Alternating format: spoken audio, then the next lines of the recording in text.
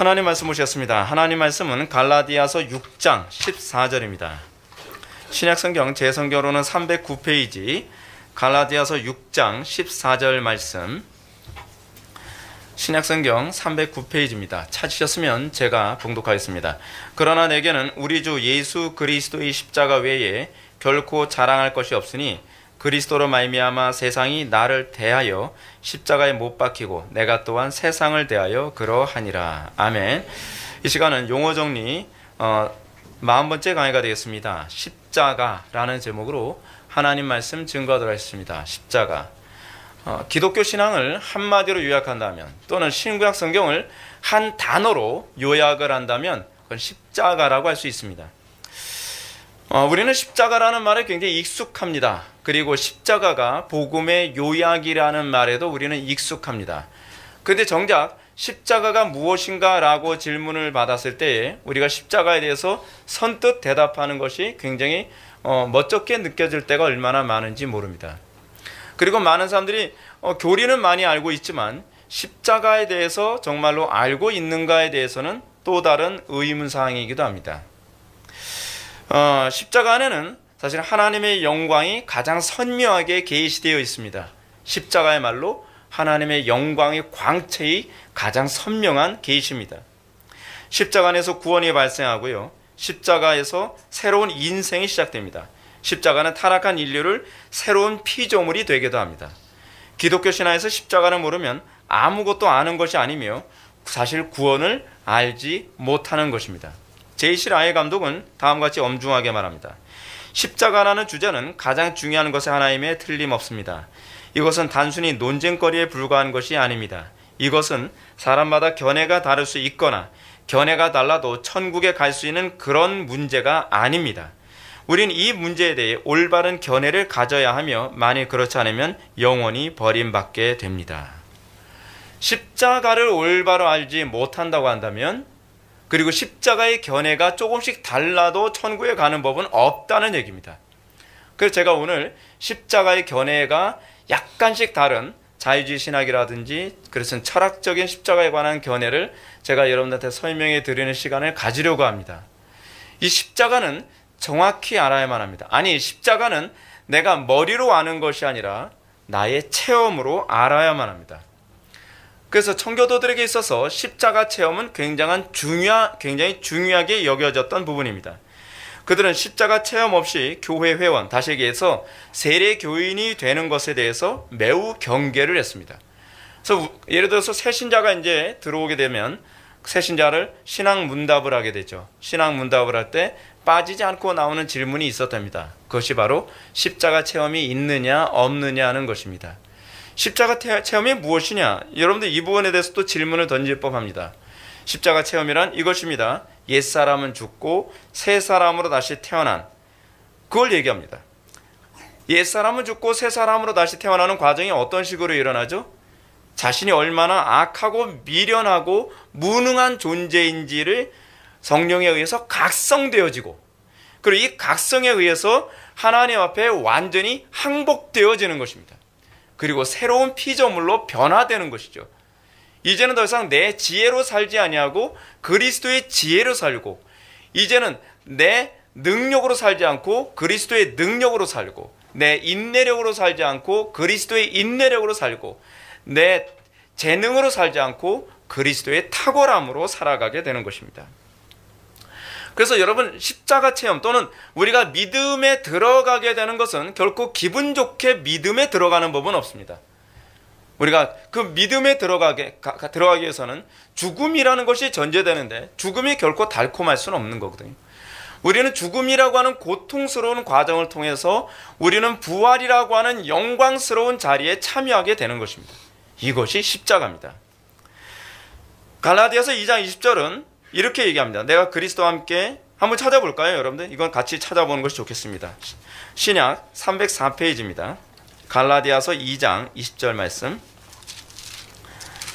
갈라디아서 2장 20절 말씀 우리 다 같이 한 목소리 한번 좀 읽어보는 것도 굉장히 유익할 것 같습니다. 다 같이 읽겠습니다. 시작. 내가 그리스도와 함께 십자가에 못 박혔나니 그런즉 이제는 내가 사는 것이 아니요 오직 내 안에 그리스도께서 사시는 것이라. 이제 내가 육체 가운데 사는 것은 나를 사랑하사 나를 위하여 자신을 버리신 하나님의 아들을 믿는 믿음 안에서 사는 것이라. 아멘. 십자가 체험이란 바로 이것입니다. 십자가 체험이란 그리스도와 함께 십자가에 못 박혀 죽는 것입니다. 내가 그리스도와 함께 십자가에 못 박혀 죽고 이제는 내가 사는 것이 아니요 내 안에 그리스도께서 나를 통해 살아가게 되는 것입니다. 그래서 더 이상 우리는 나의 지혜로 살지 않습니다. 나의 능력으로 살지 않습니다. 나의 재능으로 살지 않습니다. 내가 신뢰했던 경험으로 살아가지 않습니다. 그래서 우리가 십자가 체험을 하기 위해서 가장 첫 번째 일어나는 현상은 무엇이냐면 이제껏 내가 신뢰했던 모든 것에 대한 신뢰가 다 없어지고 그리고 우리는 어린아이처럼 이제는 하나님의 말씀에 대해서는 전적인 신뢰로 우리는 그 길을 따라가게 됩니다. 어린아이와 같지 아니하면 하나님 나라에 들어갈 수 없다는 것은 철저한 자기 신뢰의 붕괴를 의미합니다. 철저한 자기 신뢰의 붕괴, 나의 경험과 나의 지식과 내가 남들보다 탁월하다고 생각했던 모든 것, 내가 의지하고 있던 모든 것들이 다 하찮은 것이며 그것이 내가 신뢰할 만한 것이 되지 못한다는 것을 인정하고 이제는 오로지 그리스도만을 내가 신뢰하게 된다는 것을 믿게 되면서 이제는 나의 삶이 나를 통해 그리스도께서 살게 되는 것으로 나타나게 되는 것입니다. 그래서 그리스도의 능력이 그의 삶 속에 나타나고 그리스도의 지혜가 나타나고 그리스도의 사랑과 인내와 거룩함으로 살아가게 되는 것입니다. 이것이 소위 십자가 체험입니다. 근데 청교도들은 이 체험이 없이 교회 일원으로 받아들여지게 되면 이런 사람들은 반드시 위선자가 되기 쉬우며 교회의 경건을 무너뜨리는 요인으로 작용했다고 생각합니다. 이런 사람들이 교회의 중직자가 되면 그 사람들이 교회를 무너뜨립니다. 이런 사람들이 신학자가 되면 신학자로서 엉뚱한 소리 합니다. 유신론적 진화론이 맞는다는 둥, 그렇지만 동성애도 신학적으로 괜찮다는 둥, 이상한 소리를 하는 이유가 뭐냐면 그 사람들의 특징이 십자가 체험은 전혀 없이 그냥 세례받고 열심히 공부해서 신학자가 되거나 목회자가 되는 것이 문제입니다. 오늘날 수많은 목회자들이 자꾸 엉뚱한 소리하고 엉뚱한 행동을 하고 교회 재정에 자꾸 손을 뻗고 그리고 사회에서 자꾸 멸시받는 행동을 하게 되는 이유가 무엇이냐면 그들이 십자가 체험 없이 그리고 예수 그리스도의 십자가 앞에서 옛사람이 죽는 경험 없이 그냥 열심히 공부만 해가지고서 신학교에 들어가서 목사 안수를 받았기 때문에 나타나는 문제입니다. 한국교회는 십자가로 돌아가야만 합니다. 지성으로 돌아가는 것이 아닙니다. 십자가로 돌아가야만 합니다. 십자가 안에서 지성이 다시 정립되어지고 십자가 안에서 경건이 다시 정립되어져야만 합니다. 그래서 기독교 신화에서 십자가는 절대적인 위치에 있습니다. 그러나 놀랍게도 어느 시대든지 십자가는 교회 안에서 환영받아 본 적이 없습니다. 초대교회조차도 그랬습니다. 초대교회 때조차도 바울은 이렇게 얘기합니다. 여러 사람이 그리스도의 십자가의 원수로 행하느니라. 너무나 많은 사람들이 그리스도의 십자가의 원수로 행합니다. 작금의 기독교가 전도를 하는 방식은 십자가 없는 기독교, 십자가를 원수로 여기는 기독교인들을 대량으로 생산하는 전도를 합니다. 십자가 절대로 얘기하지 않죠. 예수를 믿으면 천국 가고 복 받고 성공하고 병 고침 받고 부자 되고 행복해진다는 것만 가르칩니다. 십자가 얘기 안 합니다. 물론 예수 믿으면 천국 갑니다. 예수 믿으면 지옥 간다는 얘기 아닙니다. 예수 믿으면 천국 가고 복 받고 성공하고 병 고침 받고 부자가 되고 행복하게 되기도 합니다. 그러나 이 모든 것은 믿음으로 십자가를 진 결과라는 얘기지 십자가 없이도 예배당에만 오면 그렇게 된다는 얘기가 아닙니다. 십자가라는 과정을 생략하고 요행처럼 얻은 결과처럼 사람들에게 예배당에 끌어들여서 교인 숫자 1명이라도 더 얻으려고 얘기하는 건요, 일종의 종교 사기입니다. 종교 사기예요. 이건 마치 뭐하고 똑같습니까? 영어학원 강사가 이렇게 광고를 합니다. 우리 학원에서 1년만 공부하면, 열심히도 얘기 안 해요. 1년만 공부를 하면 원어민처럼 얘기할 수 있다. 또는 원어민하고 대화할 수 있다. 또 이렇게 얘기합니다. 그러면서 실제로 그렇게 된 케이스를 딱 보여줘요. 이 사람 1년 공부했는데 이렇게 하더라. 근데 거기에 뭐를 생략해 놓죠? 1년 동안 십자가를 질 만큼의 독한 공부를 했다는 말은 절대로 하지 않습니다. 그 사람이 1년 동안에 그렇게 원어민처럼 얘기하게 된 데는 정말 미친 듯이 1년을 살았다는 말은 절대로 하지 않죠. 왜냐하면 그건 십자가거든요. 그거는 자기가 영어를 숙달하고 잘하기 위한 십자가란 말이에요. 근데 요 얘기를 안 해요. 왜냐하면 이 얘기하게 되면 자기 학원에 올 사람이 없거든요. 이 사람은요, 그냥 눈만 뜨면 영어로 얘기하고 영어로만 듣고 영어로만 대화하는 사람이어서라면 절대로 안 하죠. 누가 그렇게 노력을 해요? 그렇게 노력할 사람 몇 안 되거든요. 근데 기독교가 지금 그런 식의 사기를 치고 있는 거예요. 교회만 오면 다 천국 간다고 얘기하죠. 그래서 어떤 사람들을 예배당에 많이 끌어들입니까? 존 버넨의 철로역정에서 또 연약씨 같은 사람, 소위 예수 믿음에 대한 긍정적인 요소만을 바라보고 나 예수 믿겠습니다 라고 하는 사람들을 교회 안에 바글바글하게 채워놓죠. 그래서 예수 믿고 조금 고통받고 예수 믿는 것 때문에 좀 핍박받고 예수 믿는 것 때문에 좀 손해보게 되면 나 예수 안 믿겠다는 거예요. 나 개종하겠다는 거예요. 옆 동네 가니까 술, 담배 다 해도 뭐 예수 믿게 해주는데 여긴 술, 담배도 못하게 하고 또 예수 믿으면 뭐 십자가 져야 된다고 내가 십자가 질려 예수 믿어. 나 천국 갈려 예수 믿었지?所以존 버넨의 철학자에서 얘기하는 그 연약씨가 그런 사람들이 아닌가요? 적당히 세상과 타협하면서. 오늘날 기독교가 점점 사기성이 짙어진다는 것이 뭐냐면 십자가의 도를 얘기하지 않아요.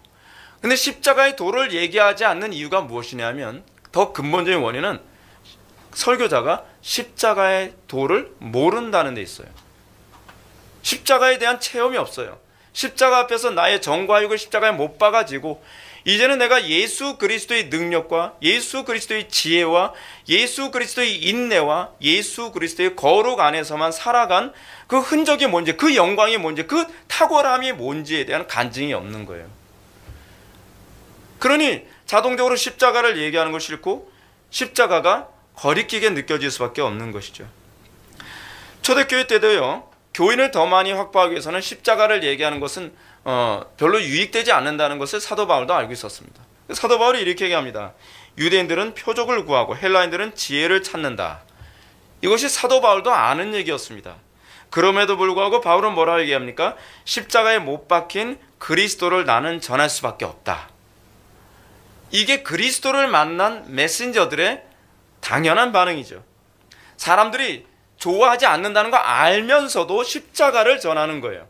왜냐하면 그게 그리스도를 만난 사람, 그리고 그리스도에 의해서 생명을 빚진 자의 당연한 반응이기 때문에 그렇습니다. 바울은 왜 이 많은 사람들이 미련하게 여기고 거리끼게 여기는 십자가를 전할 수밖에 없었을까요? 그 이유를 바울은 이렇게 얘기합니다. 내게는 우리 주 예수 그리스도의 십자가 외에 결코 자랑할 것이 없나니. 무슨 얘기죠? 오늘날 우리가 왜 십자가 외에 다른 것을 많이 듣게 되죠? 자랑할 게 너무 많은 거예요. 십자가가 별로 자랑거리가 되지 않는 거예요. 우리에게서 십자가가 정말 자랑거리로 여겨집니까?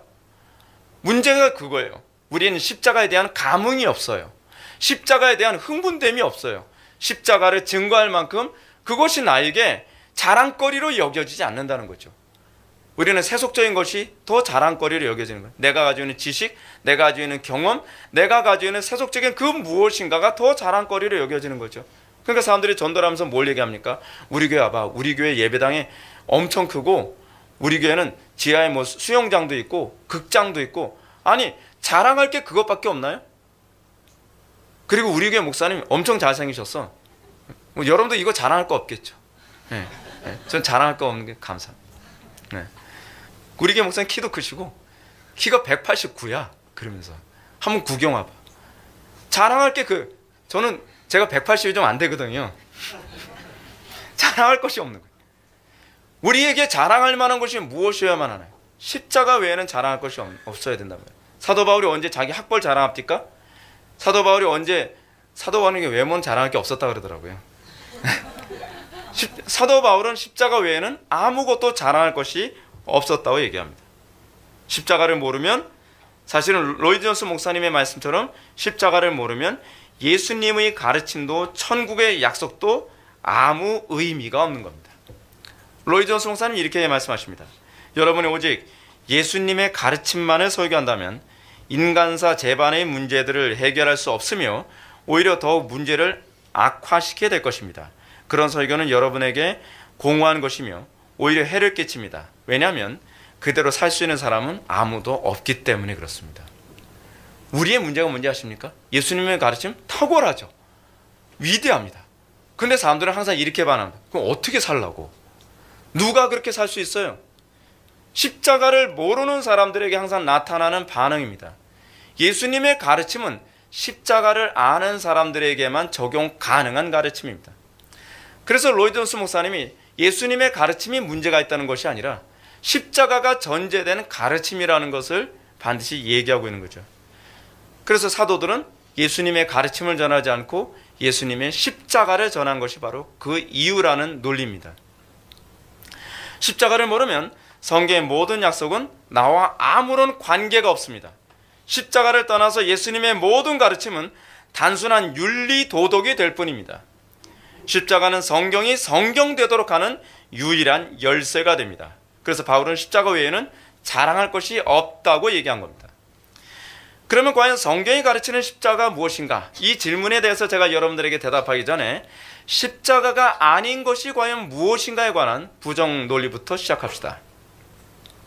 왜냐하면 초대교회 때서부터 사단은 끊임없이 다른 복음, 다른 십자가로 사람들을 미혹하는 데 굉장히 능숙했기 때문에 그렇습니다. 첫 번째로 십자가는 고행이나 종교적 수행이 아닙니다. 상당수의 사람들이 십자가가 이런 것으로 생각하는 경향이 있습니다. 고행을 하거나 또는 종교적 수행이 그것이 십자가라고 생각합니다. 뭐 금식을 하고 금욕을 하고 자학을 하고 그러면 그것이 십자가라고 생각합니다. 그렇지 않습니다. 또는 세속적인 세상과 완전히 단절해서 수도원에 들어가서 사는 것, 이거를 십자가라고 생각하는 사람이 많습니다. 그렇지 않습니다. 중세 로마 가톨릭은 금욕하고 고행하며 또는 결혼하지 않고 종교적 수행에 전념하는 것을 십자가라고 생각했습니다. 그러나 이런 주장은 사실은 플라톤주의나 아리스토텔레스주의 또는 신플라톤주의에서 나온 그런 철학적 논리에서 나온 개념입니다. 그러니까 성속 이혼론이라는 개념에서 나온 거죠. 아니란 얘기입니다. 두 번째로 십자가는 자기를 힘들게 하는 대상을 뜻하지 않습니다. 우리는 흔히 자기를 힘들게 하는 배우자나 자녀 또는 환경 등을 십자가라고 말하는 경향이 있습니다. 그래서 우리가 흔히 농담 반 진담 반으로 그런 얘기하죠. 저 인간이 내 십자가야. 여러분, 성경은 그렇게 얘기한 적이 없습니다. 그렇죠? 하나님께서 왜 저런 십자가를 나한테 주셨나? 우리는 십자가를 거기서 찾으면 안 됩니다. 우리는 간혹 가다가 이 인생의 푸념을 십자가라고 자꾸 얘기하는데 그 또한 십자가를 잘못 이해하고 있는 부분입니다. 세 번째로 십자가는 사회혁명에 참여하는 것을 의미하지 않습니다. 해방신화에서는 예수 그리스도는 역사적으로 실존한 인물로 이해되지 않습니다. 해방신학자들은 예수님을 실존 인물로 이해하지 않아요. 그러면서 그 사람들은 설교를 합니다. 성경 가지고 설교를 해요. 왜냐하면 그 예수님은 소위 민중, 오클로스의 그 상징적인 인물이라고 그렇게 보는 겁니다. 그래서 안병무 교수는 한신대 교수예요. 안병무 교수는 예수의 생애와 운명에 관한 마가의 서술은 개인의 전기가 아니라 민중에 관한 사회적 전기라고 주장합니다. 그래서 예수 그리스도를 뭐래요? 오클로스의 대명사, 민중의 대명사라고 그렇게 얘기를 하죠. 그래서 예수, 메시아, 인자 등의 말은 개인적 예수에 대한 언급이 아니라 민중에 대한 집합적 용어다라고 얘기합니다. 좀 어렵죠? 왜냐하면 제가 논문을 카피해서 였는데 얘기하기 때문에 그래요. 패스. 십자가는 혁명을 위해 투쟁한 민중이 부르주아로부터 박해받는 것, 뭐 이 정도로 이제 그 사람들은 이렇게 이해하죠. 그래서 자, 우리가 민중혁명을 위해서, 시민혁명을 위해서 나아가자. 그리고 우리가 경찰들의 곤봉에 맞는 것, 이것이 바로 십자가를 지는 것이다. 얼마나 피가 끓습니까? 예수 그리스도의 피를 얘기할 때 얼마나 사람들이 선동되기 쉽겠습니까? 피만 얘기하면 사람들은 선동되잖아요. 그러면서 소위 사회혁명을 하고 민중혁명에 앞장서가는 것, 이것이 바로 예수 그리스도의 십자가를 지는 것이라고 사람들에게 선동적인 요소로 사용합니다. 서남동은 예수의 십자가 죽음은 민중이 그들 자신이 주인이 되는 과정에서 수반되는 고난의 불가피한 절정이라고 얘기했습니다. 십자가가 뭐라고요? 민중이 그들 자신의 주인이 되는 과정을 통해서 수반되는 고난의 절정이라는 거예요. 그것이 십자가다. 그들은 이 투쟁을 통한 순환에는 반드시 해방이라는 부활이 있다고 사람들한테 선동합니다. 반드시 해방이 온다. 이것이 부활이다. 이 부활을 위해 그들은 인내하며 투쟁하며 고통을 감수합니다. 그러나 이것 또한 성경이 가르치는 십자가는 아닙니다. 이데올로기가 만든 갈등이고 그리고 사람들을 선동하기 위한 수단에 불과합니다. 그래서 우리는 요즘 교회 안에서 갑자기 주목받고 있는 디트리히 보네퍼에 관한 얘기도 잠깐 좀 거론해 봅시다. 보네퍼가 주장하는 십자가도 성경이 얘기하는 십자가는 아닙니다. 디트리히 보네퍼는 아는 사람들은 아시겠지만 보네퍼는요 히틀러의 독재에 용감하게 맞서다가 처형당해서 죽은 사람이었습니다. 그래서 많은 사람들이 보네퍼를 굉장히 위대한 신학자 그리고 위대한 설교자 그렇게 이해를 하죠. 그의 저서는 많은 사람들에게 감동을 주며 현 시대를 고민하는 사람들에게 일종의 영감을 준다고 생각을 합니다. 보네퍼의 아주 대표적인 역작을 든다면 나를 따르라 그거 아닙니까? 그렇죠? 나를 따라 그러면 저는 자꾸 나폴레옹이 떠올라서 책을 읽는데 자꾸 지장이 돼요. 그러나 그의 주장이 아무리 감동적이고 용기 있는 것이라 하더라도 이 보네퍼가 가지고 있는 신학적 입장이 무엇인지는 알고서 여러분들이 그 책을 봐야만 합니다.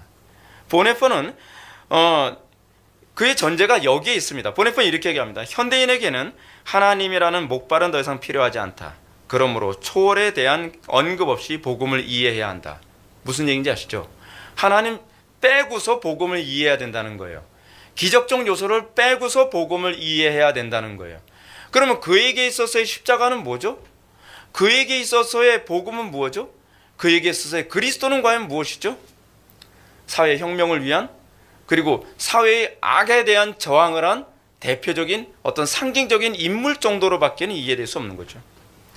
보네퍼에게 독재 정권에 대한 저항은 나름대로의 십자가였음에 틀림없습니다. 그러나 그가 십자가를 비록 졌다 할지라도 그가 구원받은 하나님의 백성이라고 보기에는 저는 좀 문제가 많다고 봅니다. 제가 약화시켜서 얘기하는 거예요. 그러나 그의 십자가는 전능하신 하나님을 의존하여 그 안에서 지는 십자가가 아니었습니다. 그는 나를 따르라라는 책에서 제자도를 말하지만 그가 말하는 제자도, 다시 해서 십자가는 종교성이 배제된 기독교를 추구하는 자신을 따르라는 겁니다. 누굴 따르라는 거예요? 그리스도를 따르라는 것이 아니라 자기를 따르라는 겁니다. 좀 심각한 문제죠. 근데 많은 개혁파 목사님들이 이런 보네퍼에 굉장히 환호합니다. 그리고 젊은 목사님들이 보네퍼에 환호를 합니다. 제가 페이스북을 봤는데 어떤 강도사님이 그 보네퍼에 대해서 너무 극찬하면서 그 책 너무 좋은 책이라고 막 극찬하길래 제가 뭐라고 댓글을 달았더니 당신 누구야? 알면 뭐 하겠어요 또. 예. 그의 사고는 칼 바르트에게 지대한 영향을 받았습니다. 그는 칼 바르트한테 칭찬받는 걸 굉장히 영광스럽게 생각했던 사람이거든요. 그는 하나님 없는 목발은 더 이상 필요하지 않다고 했고요. 그의 주장은 나중엔 어떤 신화까지 만드냐면 신은 죽었다, 고티스도드, 신은 죽었다라고 하는 사신 신학을 낳게 만들었습니다. 그의 급진적인 신학 사상은 나중에는 해방 신학의 기초까지 둡니다. 여러분 정신 차려야 됩니다. 십자가 얘기한다고 해서 다 십자가가 아닙니다. 간혹 가다가 어떤 성도들은 그런 얘기합니다. 목사님 우리 교단이요 제가 몸담고 있는 교단이 이러이러한 교단인데, 제가 특정 교단 얘기하면 또 문제가 될 수 있으니까, 이러이러한 교단인데 우리 목사님 그래도 맨날 강단에서 십자가 얘기하는데요. 그럼 제가 이렇게 그 십자가가 아닙니다. 그 십자가는요 비슷해 보이지만 철학적 십자가예요. 자, 그 철학적 십자가로서의 바르트의 십자가를 한번 봅시다. 칼 바르트의 십자가와 보네퍼의 십자가는 어느 정도 약간의 유사성이 있습니다. 왜냐하면 보네퍼는 바르트한테 지대한 영향을 받았기 때문에 그렇죠. 바로 전에 언급한 것처럼 보네퍼의 십자가는 종교성을 배제하면서 그리스도의 메시아적 고난에 참여하는 거라고 했습니다. 보네퍼가 칼 바르트에게 어느 정도 영향을 받았는지 케네스 해밀턴은 이렇게 표현합니다. 보네퍼는 보네퍼의 신학이라는 방을 여는 열쇠가 하나 있다면 그것은 그의 생애 단계마다 그가 현존하는 다른 신학자들보다 바르트를 염두에 두고 그의 개념들을 의식적으로 형성시켜 나갔다고 하는 인식, 바로 그것이다. 그러니까 개혁주의를 한다고 하면서 보네퍼를 추구하는 사람, 그래서 개혁주의를 한다고 하면서 난 바르트는 싫어해, 그런데 난 보네퍼는 좋아해 라고 얘기하는 사람은 도대체 이 보네퍼가 어떤 사람인지 모르고 지금 추구하고 있는 거예요. 지금 우리는요, 얼마나 신학적으로 미묘한 이 차이 가운데서 우리가 미혹을 당하고 있는지를 잘 봐야만 합니다. 제가 왜 강단에서 이렇게 심각하고 어려운 신학적인 얘기를 하냐고요? 실제로 이런 신학적으로 민감하고 예민한 부분으로 많은 교회들을 침투해 들어오고 있기 때문에 그렇습니다. 따라서 바르트의 십자가도 보네퍼의 십자가와 흡사한 점이 많습니다. 단 그의 십자가는 변증법적 관점에서 내포되어 있다는 점이 중요합니다. 머리 아프다고 조금만 인내하세요. 조금 있으면 이제 쉬워져요. 이건 어쩔 수 없어요. 왜냐하면 가짜 십자가를 제가 설명하려면 그들이 워낙 철학적인 방법론으로 가짜 십자가를 얘기하고 있기 때문에 어쩔 수 없어요. 여러분들 인내하셔야만 합니다. 물론 여러분들의 얼굴에는 인내하는 표정이 아니라는 거 제가 알아요. 즐거워하고 있다는 거 아는데 시청자들 때문에 그런 겁니다. 시청자들을 위한 일종의 서비스라고 할 수 있겠죠. 자, 어쨌든 여기서 이 바르트의 이 십자가에 관한 부분을 이해하려면 바르트는 변증법적으로 사고를 합니다. 십자가를. 그러니까 바르트에게서 십자가는 뭐냐 하면 이런 거예요. 부정과 긍정에 대한 결과로서의 십자가예요. 그러니까 이런 변증법이 그거 아닌가요? 정과 부의 합으로서의 신테시스를 추구하는 거잖아요. 근데 바르트의 십자가는 그겁니다. 바르트의 십자가는 소위 인간의 삶에 대한 부정과 성경의 가르침이라는 시점에서의 이 십자가 또는 긍정이 충돌을 일으키면 그 가운데서 합으로서의 십자가를 도출해냅니다. 그래서 십자가는 결국 합리성과 객관성을 포기하는 십자가예요. 그러니까 이해하기 어렵기 때문에 제가 더 설명해 드리겠습니다. 어떤 사람이 직장을 수도권으로 가야 될지 지방으로 가야 될지 고민하는 사람이 있다 그랬죠. 근데 수도권으로 가야 될지 지방으로 가야 될지 고민하는데 이 자매가 성경을 보다가 사도들이 어디로 가요? 예루살렘으로 가더라. 예루살렘 수도권. 그러니까 하나님께서는 나에게 수도권으로 가라고 하시나 보구나. 이제 이런 식으로 이제 이 바르트적 큐티라는 사람들, 묵상을 하는 사람들이 이런 식으로 묵상을 하죠. 굉장히 직관적이죠. 성경 보면에 앞뒤 문맥 다 잘라내버리고 내 현재의 삶의 정황을 다이렉트로 본문을 적용을 해요. 그래서 나의 삶을 그러니까 부정이라고 하고 성경의 가르침을 정의라고 했을 때에 나의 삶과 하나님의 말씀이라고 하는 부정이 충돌을 일으키면 그 신테시스 합으로서 이제 뭐를 생각하는 거예요? 그러니까 나는 수도권으로 가야 되겠다. 내 직장은 수도권에 있나 보다로 가는 거죠. 그러니까 이렇게 되면 무엇이 되냐면 나의 합리성과 나의 객관성을 다 부인해야 돼요. 그러니까 이런 사람들에게 있어 십자가는 뭐예요? 내 생각을 포기하는 거예요. 내 객관성, 내 합리성을 포기하고 따라가는 걸 이걸 십자가라고 생각하고 이걸 자기 부인이라고 생각하는 거예요. 아니요. 돌쇠가 되는 길입니다. 돌쇠가 되는 걸 이게 마치 십자가를 지고 있는 것처럼 생각하는 거죠. 여러분, 우리는요, 소위 실존주의라고 하는 철학이 십자가라고 하는 모습으로 어떤 식으로 둔갑해서 교회 안에 들어오고 있는지를 잘 봐야만 합니다. 이것은 철학으로 자기의 생각을 하나님의 생각으로 포장을 해서 가는 거예요.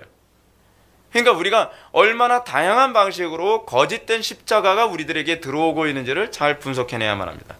그러면 이제 본격적으로 성경이 가르치는 십자가란 과연 무엇이겠습니까?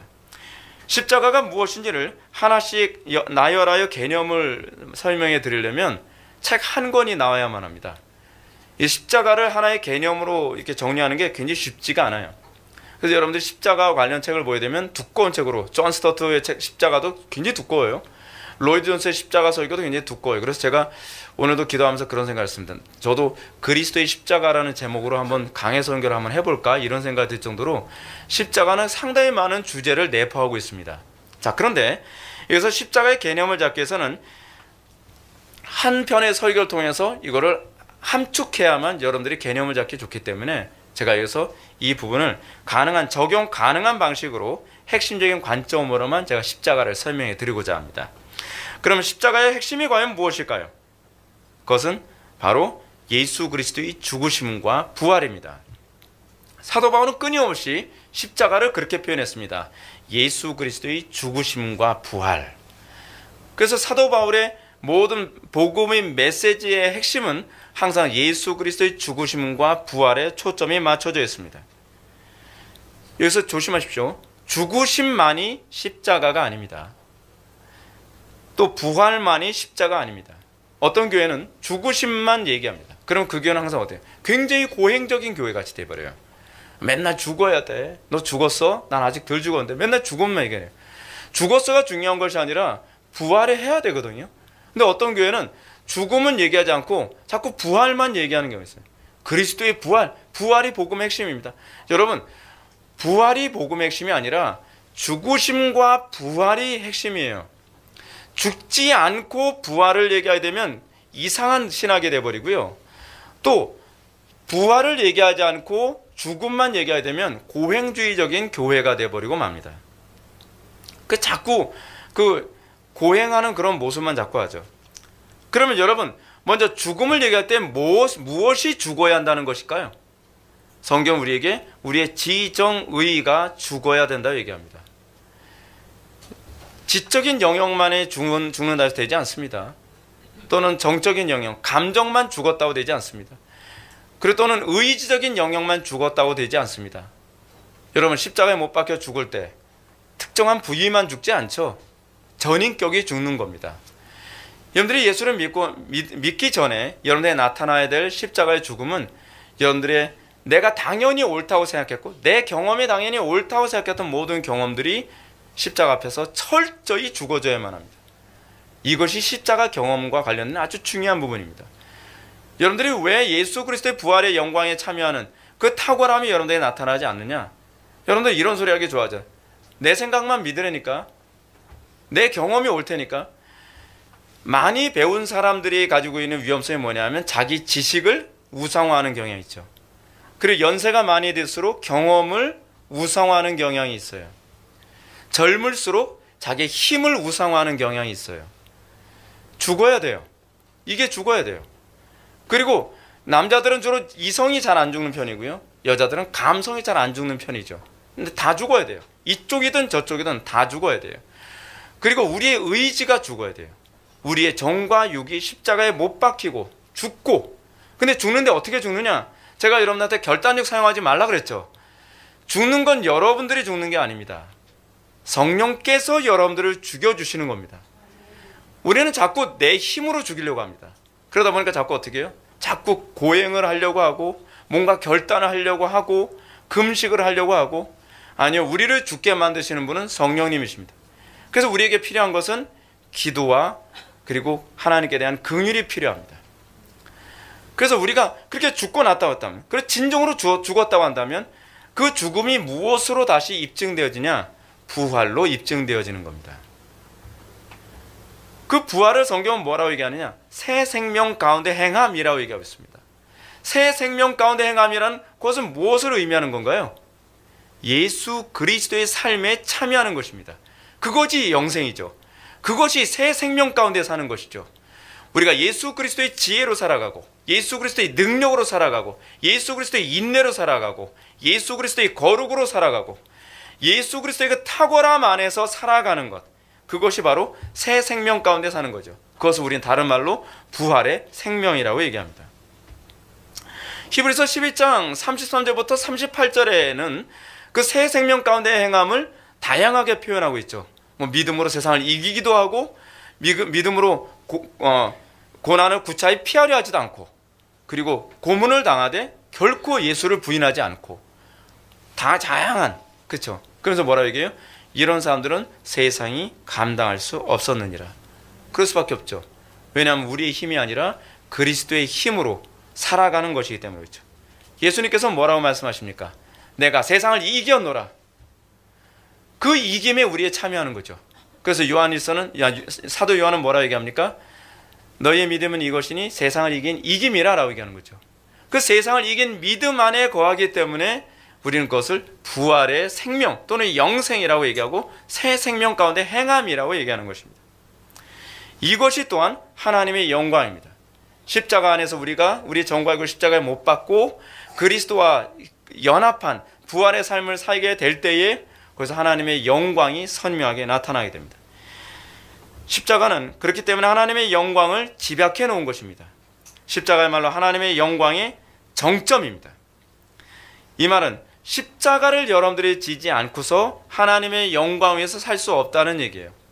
우리는 자꾸 하나님의 영광 위에서 산다고 하면서 십자가 안 지는 사람들이 상당히 많이 있죠. 하나님의 영광 위에서 살면서 섬김, 하나님의 영광을 위해서 살기 위해서 희생, 좋다 이거예요. 다 좋아요. 근데 이 모든 것의 전제는 뭐냐면 십자가예요. 십자가. 내 옛사람을 십자가에 못 박고 이제는 내 힘으로 살지 않고 그리스도와 연합된 그리스도께서 나를 통해 살아가는 그 삶을 살아갈 때에 거기서 하나님의 영광이 나타나게 되는 거죠. 십자가는 하나님의 사랑, 하나님의 능력, 하나님의 지혜, 하나님의 공의가 무엇인지 잘 보여줍니다. 그건 여러분들이 생각하는 사랑, 여러분들이 생각하는 능력, 여러분들이 생각하는 지혜, 공의가 아니에요. 우리의 문제는 무엇이냐면 우리가 하나님의 사랑과 지혜와 공의와 능력을 우리 방식으로 이해하는 사람들이 많다는 거죠. 근데 십자가를 경험하고 나면 내가 선입견으로 알고 있었던 지혜가 그 지혜가 아니고 내가 선입견을 알고 있었던 그 능력이 아니고 그 사랑이 아니고 그 공의가 아니라는 걸 알게 되는 거죠. 그 모든 하나님의 속성에 대한 이해는 십자가 안에서 이해되어져야만 하나님의 영광이 바르게 나타나는 거죠. 그래서 어떤 사람들 보면 그러지 않나요? 난 예수님의 사랑을 사랑을 베푼다고 하는데 십자가를 모르는 사람이 예수님의 사랑을 얘기하니까 뭐예요? 자꾸 동성애자도 사랑해줘야 돼. 동성애자 사랑해주지 말라는 얘기 아니에요. 근데 왜 동성애까지 포용해줘야 된다고 얘기하냔 말이에요. 왜 타종교까지 포용해줘야 된다고 얘기하냔 말이에요. 그걸 십자가를 몰라서 그래요. 십자가에 내포된 예수 그리스도의 사랑이 무엇인지 모르기 때문에 그런 거예요. 그 사랑을 알고 나면 그게 죄악을 포용하는 사랑이 아니고 불법을 포용하는 사랑이 아니에요. 그 사랑은 철저히 공의로움 안에 있는 사랑이라는 걸 알게 되는 거죠. 근데 그걸 알게 될 때 헛소리를 하지 않는 겁니다. 십자가를 모르는 상태에서 자꾸 하나님의 사랑을 얘기하고 능력을 얘기하고 지혜를 얘기하고 공의를 얘기하니까 하나님의 영광이 나타나지 않는 겁니다. 십자가는 하나님의 관점에서는요, 자기를 부인하고 주님을 따름으로 나타납니다. 그리고 십자가는 또 인간의 이웃사랑의 관점에서 봤을 땐 형제의 짐을 대신 짐으로 나타나게 됩니다. 그래서 우리가 예수님에게서 우리가 발견하는 게 무엇입니까? 예수님의 그 골고다 사건에서 우리가 발견해야 되는 게 무엇입니까? 예수님이 할 수만 있다면 이 잔을 나에게서 옮겨 주시옵소서. 근데 예수님이 십자가를 어떻게 지죠? 당신의 힘으로 지지 아니하죠. 성령께서 도우시고, 그리고 예수님께서 기도하시는 가운데에 자기의 뜻을 꺾으시고 아버지의 뜻을 따름으로 십자가를 지죠. 십자가의 하나님 사랑은 하나님 앞에서 철저히 내 뜻을 부인하는 것으로 나타난다고 한다면, 십자가상에서 이웃사랑은 우리가 져야 될 짐을 예수님께서 죄짐을 대신 지셨던 것처럼 우리가 형제의 짐을 대신 지거나 같이 짐으로 이웃사랑을 실천하는 것으로 나타나게 되는 것입니다. 그래서 십자가 사건에서 중요한 점은 죄인이 치러야 될 죄의 대가를 하나님이신 성자께서 대신 지셨다는 것이 굉장히 중요합니다. 죄인의 죄를 죄 없으신 예수님이 지시고 죄인은 의롭게 됩니다. 그리고 죄의 저주를 예수님이 대신 받으시죠. 그것이 우리가 이 땅에 살아가는 방식입니다. 이 땅에서 왜 우리가 핍박을 받죠? 왜 우리가 이 땅에서 도덕적으로 잘못된 삶을 살지 않았는데 왜 우리가 핍박받고 고난받고 어려움 당합니까? 다른 사람이 받아야 될 고난, 다른 사람이 져야 될 짐을 우리가 대신 지기 때문에 그렇습니다. 예를 들어 봅시다. 우리가 왜 동성애 반대하는데 우리 거기 가서 왜 시위를 해야 됩니까? 거기 가면 누가 좋아해요? 사람들 욕하죠. 근데 왜 하냔 말이에요. 남들이 안 지는 짐을 우리가 지고 남들이 받아야 될 멸시와 천대를 우리가 대신 받는 거예요. 당연한 거예요. 그것이 십자가예요. 신자된 삶의 모습이에요. 우리가 남한테 싫은 소리 안 하면 우린 좋죠. 근데 그 소리를 안 하면 정의가 죽어지거든요. 누군가는 해야 될 소리를 내가 하는 것이고, 누군가 치러야 될 희생을 내가 치름으로, 내가 그 십자가를 지고, 내가 핍박받고, 내가 고난받고, 그러면서 하나님의 영광이 나타나는 거예요. 그래서 십자가 안에 고난이 있을 수밖에 없는 것입니다. 선지자 이사야는 이렇게 얘기합니다. 그가 찔리면 우리의 허물 때문이요, 그가 상하면 우리의 죄악 때문이라. 그가 징계를 받음으로 우리가 평화를 누리고, 그가 채찍에 맞음으로 우리가 나음을 받았도다.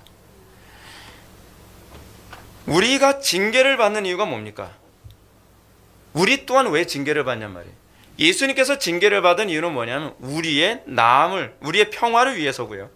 예수님께서 채찍에 맞은 이유는 우리의 나음을 위해서라는 것이죠.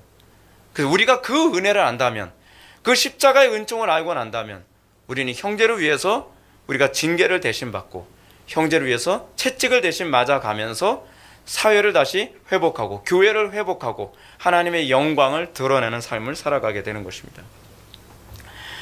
여기서 하나님의 사랑이 선명하게 나타납니다. 이 사랑을 맛본 사람은 동일하게 대속의 태도로 살아갈 수밖에 없는 것이죠. 물론 우리는 다른 사람의 죄를 위해서 대신 죽을 수는 없습니다. 우리가 그럴 수 있는 능력은 없어요. 왜냐하면 우리도 우리 죄로 인해서 죽어야 될 존재이기 때문에. 그러나 이 사랑이 우리로 하여금 세상 속에서 자기의 몸을 하나님께서 기뻐하시는 거룩한 산 제물로 드리는 삶을 살도록 만드시죠. 복의 근원으로 살아가게 만들고, 그리고 세상에 소금과 빛의 역할을 감당하고 사는 것이죠. 그래서 우리는 이렇게 얘기합니다. 누군가가 빛을 비춰주길 바라기 전에 내가 내 몸을 소멸해서 빛을 발하는 존재가 되는 거죠. 누군가가 짠맛을 내주길 바라고 관망만 하는 것이 아니라 내가 내 자신을 녹여서 짠맛을 내는 존재가 되는 것이죠. 성도가 이 땅에서 살아가는 방식은 다른 사람이 무엇인가 해주길 바라는 그런 삶이 아니라, 저희 도산 안창호 선생님의 말처럼 인재가 없다고 한탄하지 말고 내가 인재가 되고, 그리고 세상에 빛이 없다고 한탄하지 말고 내가 빛이 되고, 세상에 소금이 없다고 한탄하지 말고 미약하나마 내가 소금이 되는 삶을 살아가는 것이죠. 그래서 우리는 끊임없이 희생하는 삶을 살고, 끊임없이 우리는 남이 짐을 지지 않기 때문에 내가 그 짐을 지어가며 이 세상을 주님의 뜻대로, 주님의 사랑을 드러내며 주님의 영광을 나타내며 살아가게 되는 것입니다. 굳이 누가 강요하지 않고 알아주지 않아도 하나님의 영광과 이웃의 복을 위해 쉬지 않고 기도하고 희생하는 그 자리로 나아가는 것이죠. 물론 이 모든 것은 성령님께서 강권하심으로 나타나는 것입니다. 의무감이 아니죠. 이건 마치 이거와 같습니다. 여러분, 비누아스의 시대에 어떤 일이 벌어졌죠?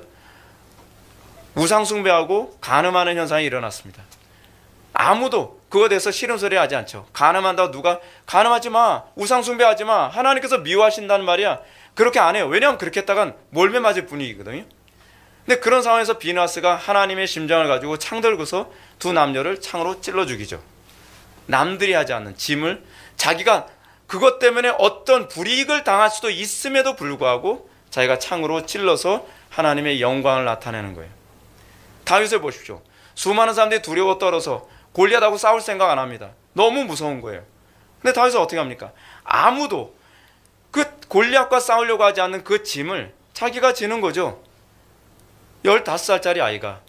그리고 그 짐을 지고 거기서 하나님의 영광을 나타내는 것이죠. 그거예요. 사도 바울에게 무엇이 십자가였죠? 그에게 무할례를 외치는 것이 십자가였습니다. 사도 바울은 이렇게 얘기합니다. 내가 지금까지 할례를 전하면 어찌하여 지금까지 핍박을 받으리요. 그리하였으면 십자가에 거치는 것이 그쳤으리니. 누군가가 사도 바울도 그럴 수 있었겠죠. 아, 저거 무할례가 정답인데 왜 아무도 얘기 안 하지? 누군가 얘기해 주길 바라야지. 주여, 누군가가 얘기하게 해 주십시오. 저 사람이 얘기하게 해 주십시오. 저는 용기가 없었어요. 그게 아니에요. 사도 바울은 내가 그 짐을 져야 된다는 거예요. 내가 그 핍박을 받아야 된다는 거예요. 내가 무할례를 얘기하면 핍박받을 거 뻔히 알고 있는데 그 짐을 짐으로써 거기서 빛의 역할을 감당하고 소금의 역할을 감당하는 것이죠. 여기서 십자가의 능력이 나타나게 되는 겁니다. 종교개혁은 이런 차원에서 십자가의 능력이 나타난 사건이죠. 종교개혁 전에 여러분 틴델이라고 하는 사람이 성경을 번역해서, 영어로 성경을 번역해서 끔찍하게 죽임을 당했습니다. 핍박을 당했죠. 여러분 그렇게 생각할 수 있는 거 아닌가요? 딴 사람이 번역하면 안 될까? 근데 꼭 왜 why me? 왜 내가 왜 성경을 번역해야 돼? 내가 번역해서 내가 꼭 고통을 당해야 되나? 근데 틴델은 그렇게 생각하지 않았어요. 그 짐을 내가 져야 된다.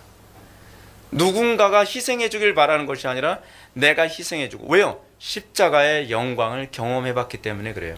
십자가의 사랑을 경험해 봤기 때문에 그래요. 예수님께서 나를 위해서 십자가에 못 박혀 돌아가지 않으셨다면 내가 이 새 생명 가운데 행할 수 없게 되었을 텐데, 나도 그러면 다른 사람을 위해서 희생하고 다른 사람을 위해서 대신 짐을 지는, 누군가가 희생해 주길 기대하는 것이 아니라 내가 희생하는 삶을 살아야 되지 않겠는가? 그거 아닌가요? 칼빈의 인생이 무엇이었죠? 끊임없이 십자가를 지는 인생 아니었나요? 다른 사람이 해주길 바라는 것이 아니라 자기가 그 십자가를 짐으로써, 자기가 그 일을 함으로써 하루에도 300번 정도는 순교당하는 고통 가운데서 살아가면서 온몸이 종합병원 같은 그런 삶을 살아가면서도 누군가가 해야 될 희생을 자신이 직접 함으로써 하나님의 영광을 나타내며 살아가는 것이죠. 어느 탈북자가 그런 얘기하지 않습니까? 탈북을 하면서, 탈북을 했는데 그 중국에서 복음을 딱 듣고 나서 그런 얘기하죠. 내가 복음을 듣기 전에는 살기 위해서 탈북을 했지만 이제 내가 복음을 들었으니 이제는 죽기 위해서 북한으로 다시 들어간다. 그게 그리스도인이에요.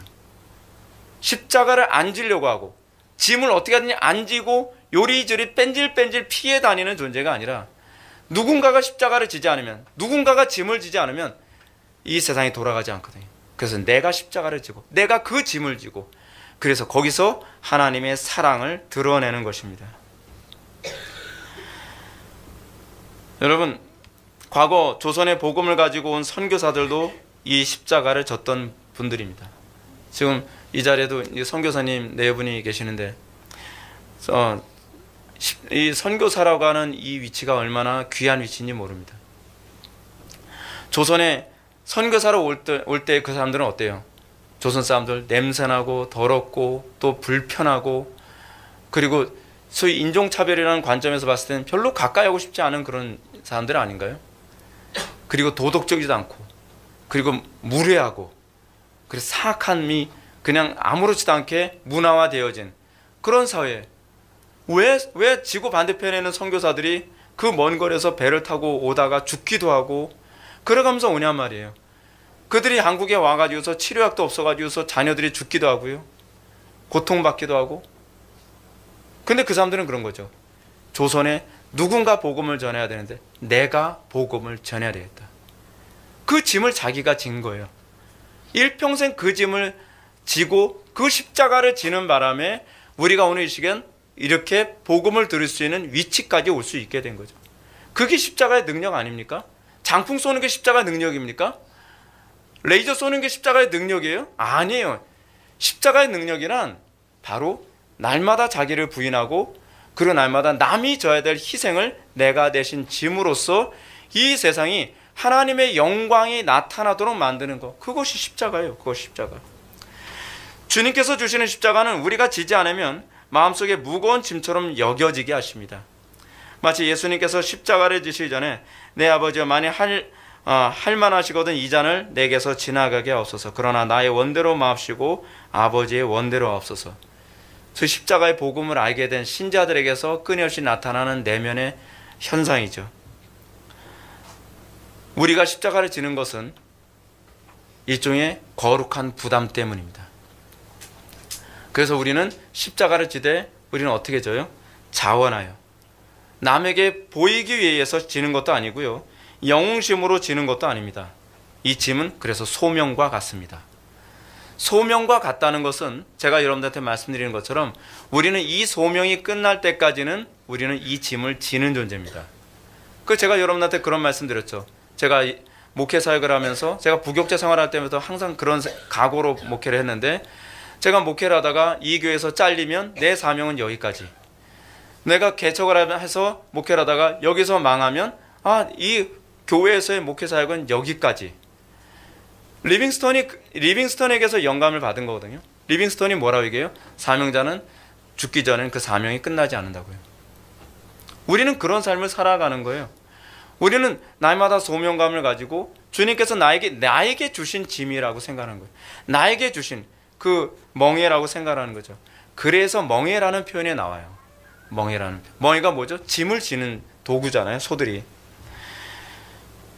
따라서 본소에 심히 거슬리지만 하나님을 사랑하고 이웃을 사랑하는 마음이 불붙는 듯하여 자발적으로 그 부담을 지는 사람들입니다. 내가 지지 않으면 안 될 짐처럼 여겨집니다. 이런 모습은 예레미야에게서도 잘 나타나죠. 예레미야가 하나님의 말씀을 대언했더니 핍박이 너무 극심해요. 그래서 말씀 안 전하고 싶은 거예요.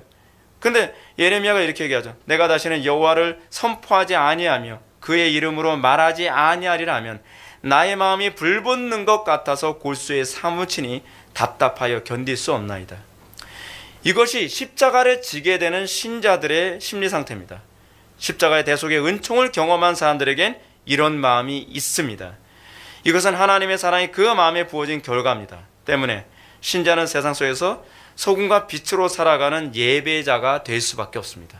그래서 그들 때문에 세상이 거룩해지고 그들 때문에 어두운 세상이 밝아지고 그들 때문에 부패가 더 이상 진행되지 않는 것입니다.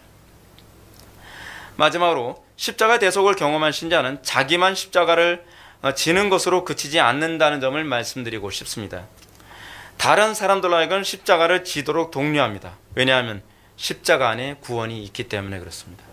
십자가 안에 자유함이 있고 그 안에 기쁨이 있고 그 안에 능력이 있고 그 안에 사랑이 있음을 알기 때문에 그렇습니다. 십자가 안에 부활의 능력이 있습니다.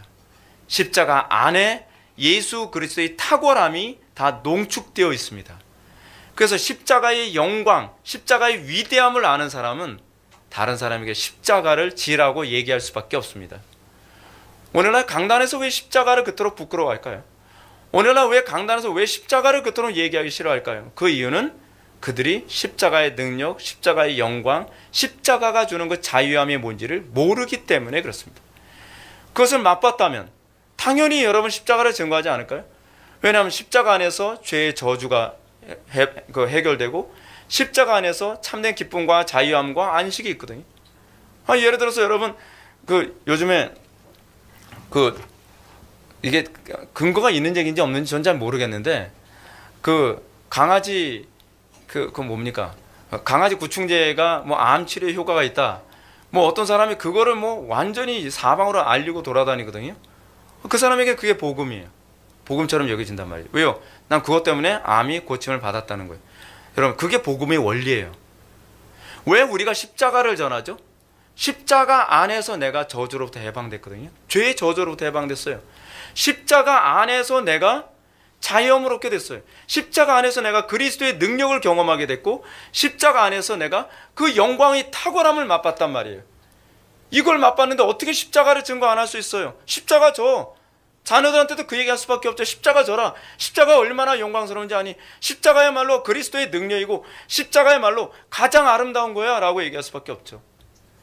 오늘날 왜 강단에서 십자가를 그토록 부끄러워하죠? 오늘날 왜 기독교인들이 그토록 십자가를 얘기하는 것을 꺼려하죠? 십자가의 능력을 모르기 때문에 그런 거죠. 그래서 십자가의 원수처럼 행동한다고 사도 바울이 탄식했던 모습이 오늘날 이 시대의 교회의 모습이 아니겠습니까? 그러나 중요한 것은 이겁니다. 십자가를 지는 주체는 우리가 아닙니다. 예수님이십니다. 우리는 십자가에 믿음으로 참여할 뿐입니다. 믿음으로 십자가에 참여하게 될 때 우리는 비로소 경건의 모양만이 아니라 경건의 능력을 드러내게 되어 있습니다. 세상에 감당할 수 없는 존재가 됩니다. 세상을 이긴 이김이 그 십자가 안에서 비로소 나타나게 됩니다. 그러므로 우리 주님은 다음과 같이 가르치셨죠. 아무든지 나를 따라오려거든 자기를 부인하고 날마다 제 십자가를 지고 나를 따를 것이니라. 여러분, 이 십자가의 영광을 맛보길 바랍니다. 제가 그토록 여러분들한테 설교 가운데서 죄를 지적하고 회개하라고 얘기하고 그리스도를 붙잡으라고 끊임없이 얘기하는 이유가 무엇이냐면 그리스도 안에 이 영광스러움이 농축되어 있기 때문에 그렇습니다. 십자가 안에 이 위대함이 농축되어 있기 때문에 그렇습니다. 십자가를 지십시오. 그것이 여러분들 부담스럽습니까? 우리가 지는 것이 아니라 그리스도께서 지는 것입니다. 그래서 그 십자가는 무거운 멍에가 아니라고 얘기하는 겁니다. 십자가에 대해서 정의합시다. 십자가란 예수 그리스도의 죽으심과 부활의 생명에 연합되는 것이다. 기도하시겠습니다. 사랑이 많으신 하나님, 우리가 오늘 이 시간 십자가의 위대함에 대해서 살펴보았습니다.